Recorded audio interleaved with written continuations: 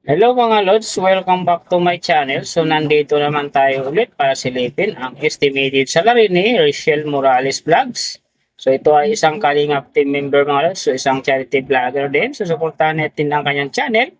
Kasama na sa pag-support ang kanyang langga na si Ruel of Balalag. Pero syempre huwag nyo rin kalimutan na isama na rin sa pag-support ang aking channel. So mga Lods, kung hindi pa kayo nakapag-subscribe, pakiclick nyo yung subscribe natin and then syempre pakipost na rin ng notification bell para lagi kayong updated sa ating video. So ano pa ba ang hinihintay natin mga Lods? Let's go!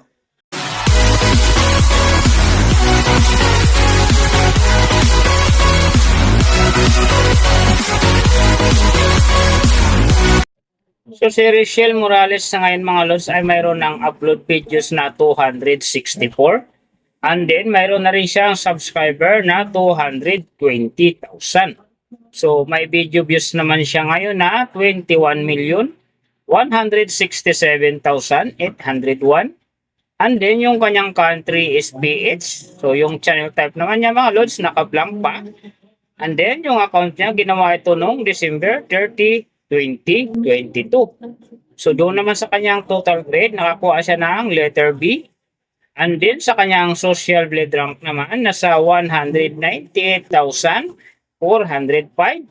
So doon naman sa kanyang subscriber rank, nasa 2,116. And then sa kanyang video views rank naman, nasa 559,220. So doon naman sa kanyang country rank, nasa 821. And then sa channel type rank niya, same pa rin mga Lods, naka-blank pa. So, nakita na natin yung kanyang ranking. Silipin naman natin yung kanyang last 30 days na subscriber. So, nakakuha siya dito ng 5K. Ang hindi lang maganda dito mga Lods kasi ang kanyang percentage bumaba ng 16.7%. So, ibig sabihin bumaba yung pasok ng kanyang subscriber kung i-compare natin sa nakaraan niyang buwan. So doon naman sa kanyang views mga Lods, in the last 30 days, nakakuha siya ng 1.985 views. So hindi rin maganda ang kinalabasan kasi ang kanyang percentage dito bumaba din ng 11.1%.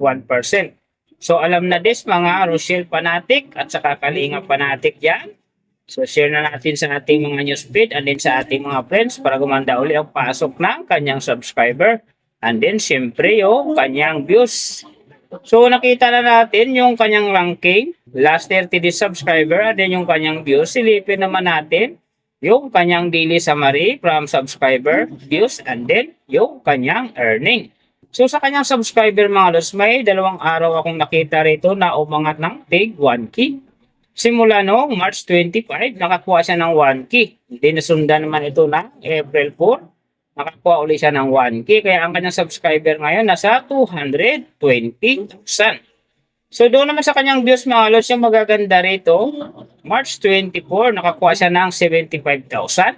And then pagdating dito ng March 28, nakakuha siya ng 105,000. So pagdating naman ng April 3, nakakuha siya ng 95,000. So yan ang magagandang views na nakuha niya mga Lods. Kung nasasabi ko, hindi yun ganun kaganda kasi nga ang kanyang percentage dyan bumaba ng 11.1%. So doon naman sa kanyang earning mga Lods, tingnan natin dito yung March 30. So sa kanyang low estimated, nakakuha siya ng 16 US dollars. And then sa kanyang high estimated naman, nakakuha siya ng 262 US dollars. So ang mga yan naman mga Lods, daily summary lang, mas maganda kung silipin natin yung naka-round off na from daily, weekly, and monthly para malaman na natin kung magkano na ngayon ang estimated salary ni Rachel Morales Vlogs dito sa YouTube. So unahin natin yung kanyang daily average. So sa daily subscriber, nakakuha siya ng 167. And then sa kanyang views naman, nakakuha siya ng 66,163. So doon naman sa kanyang daily low estimated na kanyang earning, nakakuha siya ng 17 US dollars. So times natin sa 55, mayroon siyang 935. And then sa kanyang daily high estimated naman ang kanyang earning, nakakuha siya ng 265 US dollars. So times natin sa 55, mayroon siyang 14,575. So yan mga Lods ang kanyang daily average. So pupunta naman tayo sa kanyang weekly average. So sa weekly subscriber, nakakuha siya ng 1.16k. And then sa kanyang views naman, nakakuha siya ng 463,141. So doon naman sa kanyang weekly low estimated na kanyang earning, nakakuha siya ng 116 US dollars. So times natin sa 55, mayroon siyang 6,380. And then sa kanyang weekly high estimated naman ng kanyang earning, nakakuha siya ng 1,900 US dollars. So times natin sa 55, mayroon siyang 104,500. So yan naman mga lods ang kanyang weekly average. So pupunta naman tayo sa kanyang monthly average. So sa monthly subscriber, nakakuha siya ng 5k. And then sa kanyang views naman, nakakuha siya ng 1,984,882. So doon naman sa kanyang monthly low estimated ng kanyang earning, nakakuha siya ng 496 US dollars. So times natin sa 55, mayroon siyang 27,280. And then sa kanyang monthly high estimated naman ng kanyang earning, nakakuha siya ng 7,900 US dollars. So times natin sa 55, mayroon siyang 434,500. So yan naman mga lods ang kanyang monthly average. And then yung nababanggit ko rito or nakikita nyo is pawang estimated lamang, nakabase lang tayo sa Social Blade website. Isang public website na kahit sino pwedeng mag-open para malaman kung magkano na ang estimated salary ng ating mga inidolong YouTuber, vlogger, or influencer.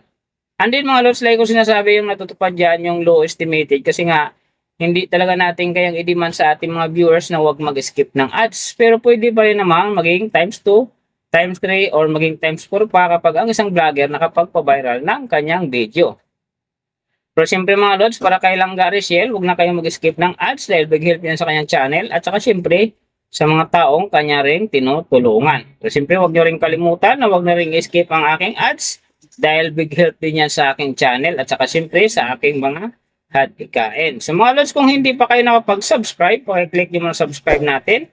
And then siyempre, pakipush na rin ng notification bell para lagi kayong updated sa ating video. So mga lods, kung gusto nyo magpagawa ng video na same nito para sa inyong mga iniidolong YouTuber, vlogger, or influencer, comment nyo lang sa baba yung tamang detalye ng kanyang channel para ma-search natin kaagad at magawa natin sa next video.